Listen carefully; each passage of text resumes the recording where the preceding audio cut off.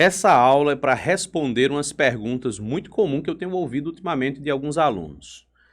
Você deve ter assistido a aula passada, se não assistiu, corra para assistir a aula anterior, que é uma aula sobre potência. E aí no finalzinho eu mencionei que existem lugares com 110 volts, lugares com 220 volts. Mas por quê? E quais são as perguntas mais recorrentes sobre esse conteúdo, sobre esse tipo de assunto? Então eu fiz essa aula só para lhe responder por que no Brasil nós temos 110 e 220, dependendo da região, e o que é que isso implica na prática. Vamos para a aula? Então veja bem, 110 volts ou 220 volts. Todo mundo já ouviu essa expressão aí do 110 volts, do 220. Quem costuma viajar com frequência sabe que existem regiões onde você vai ter o 110 e outras que vai ter o 220, e todo mundo já ouviu falar que você não pode ligar aparelhos em tomadas que não sejam compatíveis. As perguntas mais comuns que eu recebo estão atreladas à ideia desse assunto. Então, vamos começar a nossa brincadeira. A primeira coisa aqui que eu quero discutir com você aqui, ó, é a pergunta que me fazem muito. Por quê que no Brasil não há um padrão ou 110 ou 220? Então, vamos entender um pouco mais sobre esse padrão, tá bom? Então, vamos conversar um pouquinho da história. Quando a eletricidade ela chega no Brasil, né, para ser instalada pelas empresas que fornecem energia elétrica, elas foram instaladas em cada estado por empresas diferentes. Então começou pelo Sudeste, obviamente, né? Você tinha ali Rio de Janeiro, ali, capital do Brasil na época e tal. E aí quando essas empresas se instalam lá, elas trouxeram para cá o padrão que estava sendo usado nos países de origem delas, que era o 110 volts. Então nessas regiões, todas as empresas trabalhavam, operavam ali com a tensão de 110 volts. A coisa começou a crescer, começou a se popularizar, foi indo para outros estados, e aí o governo disponibiliza que outras empresas entrem no negócio, né? Ou seja, as chamadas concessões. E aí essas novas empresas que foram vindo, vieram de outras regiões do mundo, né? De outros países, e aí chegou algumas empresas que operavam na tensão de 220 volts. Sua metodologia de trabalho, seu sistema era feito para 220 volts e aí continuaram. Vamos imaginar que a gente está falando do início do século XX, na primeira década, segunda década do século XX. Então, fazer viagens interestaduais, principalmente Nordeste e Sudeste, era uma distância muito longa, então isso não era muito comum, era muito raro que essas viagens acontecessem. Então, não era comum que pessoas que têm equipamentos de 110 viajassem para o Nordeste ou pessoas que têm equipamentos para 220 fossem para o Sudeste. Então não era uma preocupação técnica em padronizar. Funciona, os equipamentos funcionam de forma igual, não há vantagens nem desvantagens na questão da potência dos aparelhos. Então foi assim que foi instalado. À medida que as tecnologias de locomoção foram se evoluindo e foi permitindo que as pessoas migrassem e viajassem mais entre os estados, foi onde essa diferença de tensões se tornou mais visível, mais evidente. Mas aí não fazia muito sentido. O custo para criar um padrão seria muito mais complexo, seria muito mais trabalhoso, certo? E caro, ia encarecer muito para fazer toda a substituição dos equipamentos. Então, ficou convencionado que era para ser assim mesmo e tá bom, não tem problema. Esse vídeo está sendo gravado de onde? Natal, Rio Grande do Norte. Aqui, todas as cidades do Rio Grande do Norte operam em 220 volts de tensão. Agora, aí vamos pegar São Paulo. São Paulo já não é 110. E aí a gente vem então para Bahia. A Bahia tem uma curiosidade, né? Porque a Bahia, algumas cidades operam em 220 e outras operam em 110. Exatamente que a Bahia está ali, já muito próximo do Sudeste, né? Então, parte foi alimentada por um sistema elétrico, parte foi alimentada por outro sistema, então houve essa diferença. Você precisa ter atenção ao 110 ou ao 220? Sim, deve ter sim atenção, mas a gente vai discutindo isso ao longo da nossa aula. Só que aqui eu quero lhe chamar a atenção para uma curiosidade. Talvez alguém já sabe, talvez já esteja até me criticando e talvez até já colocou nos comentários alguma tiração de onda com a minha fala. Porque quando eu disse que são 110, esse 110 era um padrão na época em que foi instalado, tá bom? Durante as instalações das primeiras redes elétricas usava 110 e 220. Hoje, o 110 não existe mais. Nenhum estado mais opera em 110. Os estados que operavam em 110 foram padronizados para operarem em 127 volts.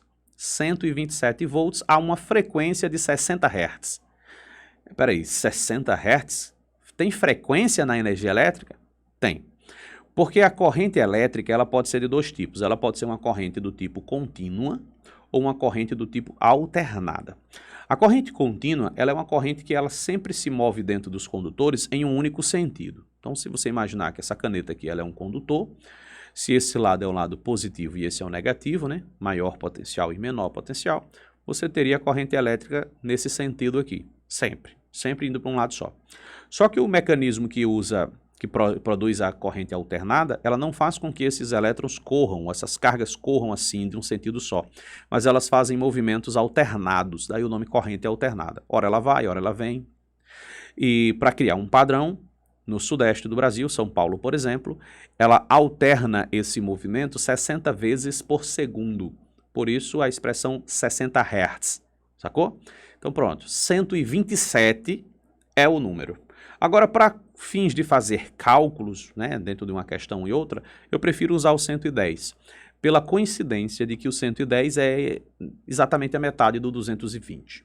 Uma outra curiosidade também é que tanto o 110 quanto o 220 volts, eles não são esses valores de forma fixa.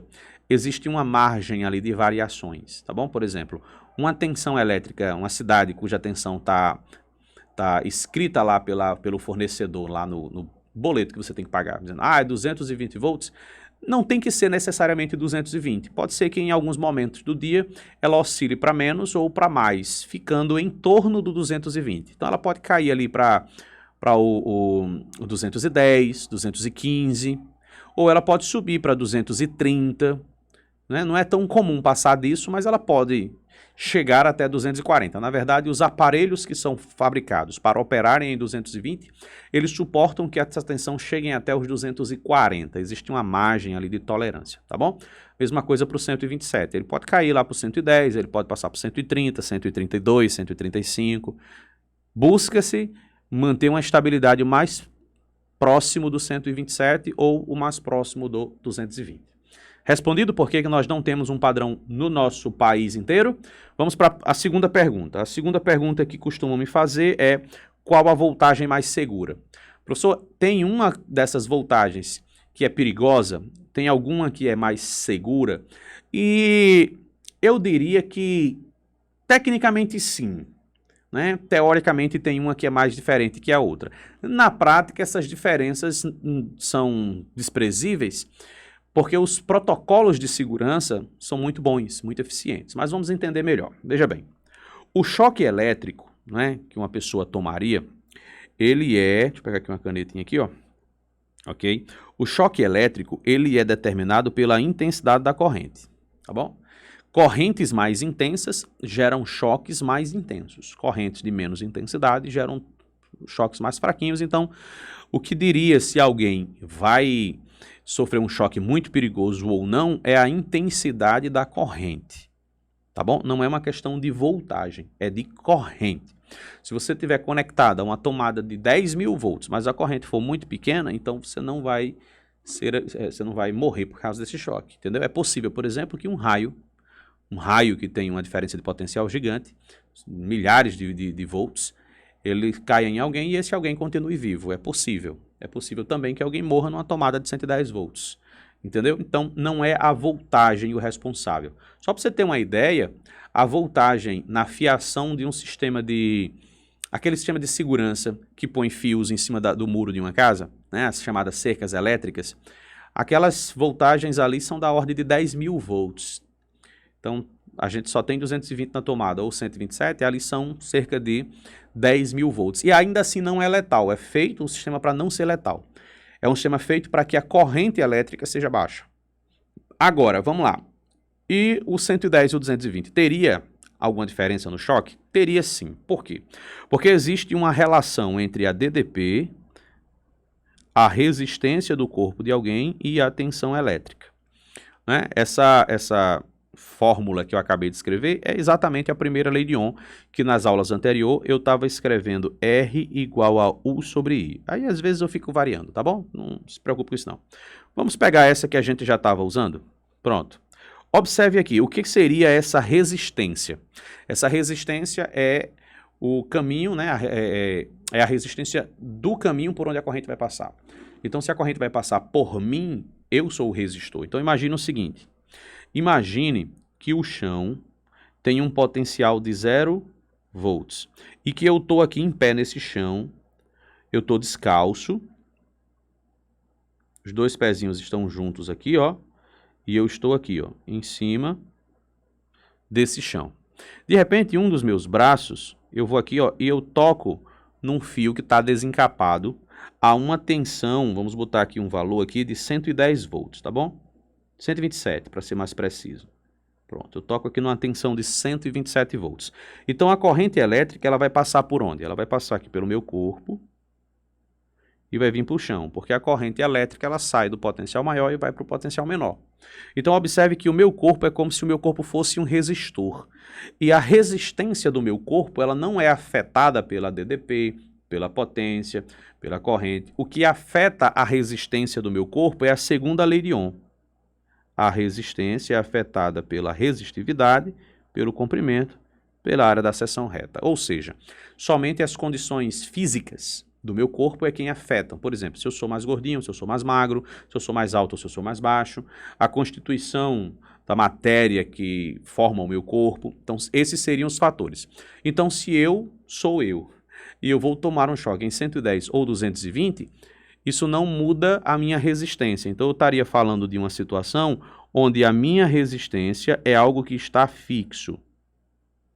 Se é algo que está fixo, eu posso fazer aquela análise de proporcionalidade. Onde a DDP for maior, eu vou ter maior corrente elétrica.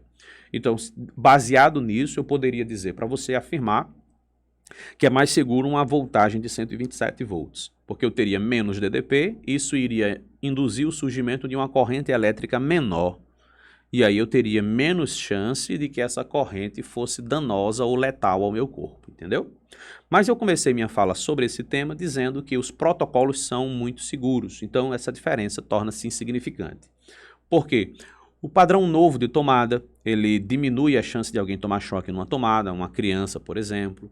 Né? Os sistemas de segurança, que é um tema que a gente vai ver na aula seguinte, os sistemas que protegem a rede elétrica também são mais sensíveis. Se alguém estiver tomando choque e o sistema elétrico da sua casa estiver devidamente instalado, o próprio sistema vai identificar isso e ele vai se desligar, cortando toda a rede elétrica da sua casa para que aquela pessoa não continue tomando choque. Então, a probabilidade de alguém morrer de um choque num sistema devidamente instalado e tudo feito de acordo com os padrões, aí essa chance de tomar um choque é muito pequena, tá bom?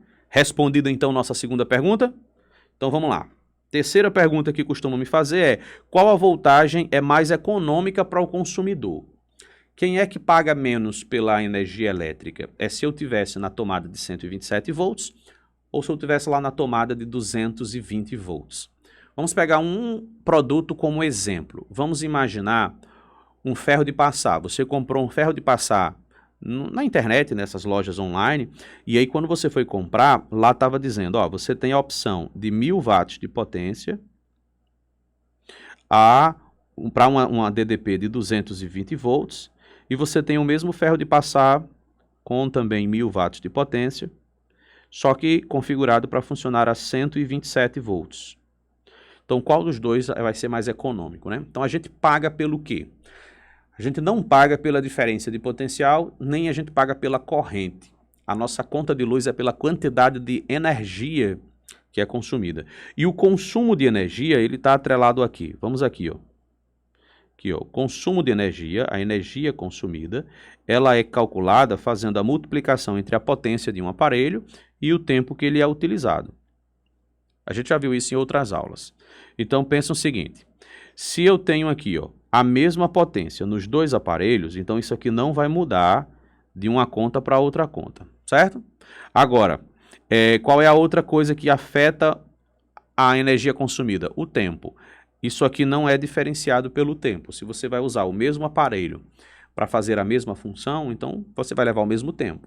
Então observe que a DDP ela não participa dessa conta. Talvez você pense assim, peraí professor, mas eu sei que potência tem a ver com DDP, porque potência é I vezes U. A conta não ficaria assim? Eu não poderia dizer então que a letra E depende da letra U? E a resposta é não, você não pode fazer isso. Sabe por quê? Porque na mesma proporção em que você estaria mudando a DDP, você estaria mudando a corrente. E isso não afetaria o consumo de energia. Então a quantidade de energia consumida por um aparelho, né, de mesma potência, mas projetado para DDP diferente, isso não afeta o consumo. Então você não pode dizer que é mais econômico num estado do que no outro estado. Certo? Então, respondida então nossa terceira pergunta, tem mais uma. A quarta pergunta é, o que acontece se ligarmos algo na tensão errada? Por exemplo, você tem o ferro de passar, que foi o exemplo que eu citei, e você comprou um que ele foi produzido para funcionar em 220 volts, e aí você conectou ele numa tomada de 110. O que é que acontece? Logo em seguida, a gente pode analisar também, e se ele tivesse sido produzido para funcionar em 210 e eu conectasse ele em 220, o que é que acontece com o aparelho? Alguma diferença na potência, na resistência, etc? Vamos conhecer isso aqui agora. Então deixa eu subir um pouquinho aqui minha tela, para a gente ter espaço para rascunhar aqui. Pronto, dá para ver aí, né? Deixa eu descer um pouquinho aqui. Pronto. Vamos então, vamos começar aqui analisando o fato da potência. A gente já sabe, preto, pronto. O que é que a gente sabe sobre a potência elétrica? A gente sabe que potência, ela é U ao quadrado sobre R. Por que eu escolhi essa aqui? Porque eu vou imaginar um mesmo produto. Então ele vai ter uma mesma resistência, porque a resistência é uma propriedade do resistor, né? Então é a mesma resistência. Então eu vou comparar a potência dele com a DDP que ele foi conectada, tá bom? Então imagine algo que foi produzido para funcionar em ele tem uma potência de 1000 watts e ele foi projetado para funcionar numa DDP de 110 volts. Tá aqui. Eu vou botar 110 porque fica mais fácil fazer os rascunhos, tá bom? Mas, mesmo sabendo que é 127. Vai ficar assim. Não vou fazer a conta não, estou só armando para você ver. Agora, se eu fosse fazer isso aqui, ó, com uma nova potência, desculpe, o mesmo produto, que vai gerar uma nova potência, quando ligado em 220 volts, vai usar a mesma resistência, que é o mesmo objeto, então o que vai mudar é a DDP.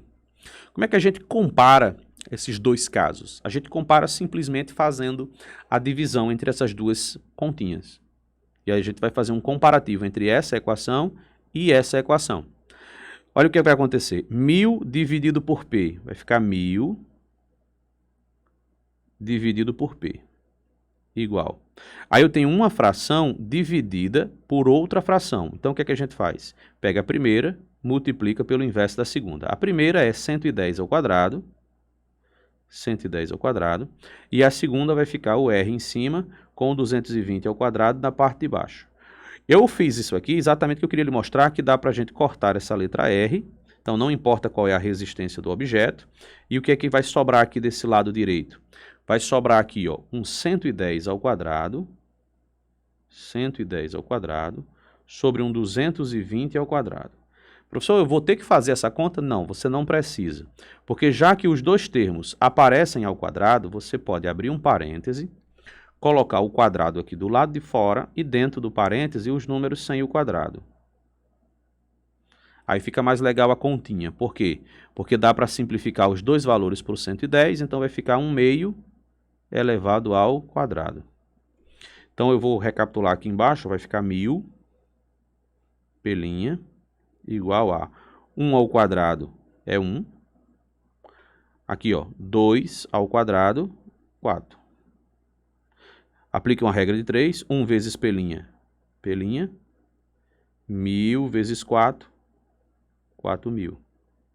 Então, olha o que acontece. Se o objeto ele tinha 1000 watts quando ligado numa DDP de 110, ele agora vai ter 4000 watts quando ligado em 220. Professor, mas espera aí. A DDP não apenas dobrou? né? 220 não é o dobro de 110. Por que que a potência ela quadruplicou? Exatamente porque tudo que acontece com a DDP aqui, ó, vai para o quadrado. Eu vou fazer essa mesma conta, certo? A mesma conta eu vou fazer aqui, ó. Eu vou apagar tudo isso. Deixa eu apagar aqui, ó. Vou apagar tudo isso. Espera aí, professor, deixa eu dar um print. Não, aí você pausa o vídeo, volta um pouquinho, tá certo? Só para a gente otimizar aqui o nosso processo. Eu vou fazer a mesma continha, só que só com letras. Ficaria bem mais rápido, olha só. A primeira potência vai ser com uma DDP. E a segunda potência, a nova potência, vai ser com o dobro dessa DDP, só que ao quadrado, sobre R. Percebeu que tudo que acontece com a DDP vai para o quadrado? Então, quando a gente faz essa simplificação, a gente vai chegar que essa nova potência vai ser 4 vezes a potência anterior, exatamente porque esse 2 foi para o quadrado. Ah, então quer dizer que se essa DDP tivesse sido triplicada, ou seja, multiplicada por 3, a potência ia ser multiplicada por 9? É, porque 3 ao quadrado dá 9, sacou? Então, o que é que acontece com esse aparelho, que no meu exemplo foi projetado para 1000 watts de potência? Ele vai queimar. Por quê? Porque ele vai dissipar tanto calor, né, o ferro de passar, ele vai esquentar tanto que os seus próprios componentes não irão suportar e aí eles vão se quebrar. Aí já era, perdeu o aparelho, vai ter que fazer manutenção para trocar as peças danificadas. Se for um outro aparelho, uma TV, uma geladeira, um micro-ondas, algum componente vai dissipar tanto calor que ele vai se queimar. Por isso que a gente usa a palavra queimar, porque é exatamente da ideia de muito calor. Peraí, mas e o contrário? Se o produto é feito para 220 e eu liguei numa tomada de 110, então você vai ter essa mesma análise, só que feita o contrário. Você vai ter aqui, ó, a primeira potência foi feita para uma DDP e a nova potência foi conectada em metade daquela DDP. Então vai ficar U sobre 2 ao quadrado sobre R. Então, a diferença é porque o 2 agora é um divisor. Então, a nova potência, ela não vai ser multiplicada por 4. Você pode até desenvolver isso fazendo esse macete que eu te ensinei aqui, ó, de dividir as duas equações. Você vai chegar em P sobre 4. Então, no exemplo que eu comecei falando que a potência era de 1000 watts, dividido por 4, isso vai ser apenas 250 watts. Então, se eu ligar esse ferro de passar, que foi projetado para 220, e eu ligá-lo em 110, ele vai queimar? Não, ele não vai queimar, mas ele não vai aquecer do jeito que você espera que ele aqueça. Ele só vai ter 1/4 da potência que ele teria. Então, queima? Não, não queima, mas não funciona. Pelo menos não funciona da forma esperada para que ele funcione. E se você guardar o produto e quando você voltar para a sua cidade, que é 220, você conectá-lo, ele vai passar a funcionar normalmente. Essas foram as 4 perguntas que geralmente me fazem sobre a diferença entre 110 e 220 volts. Ah, melhor dizendo, 127 volts e 220. Bons estudos, um forte abraço e a gente se encontra na nossa próxima aula. Tchau!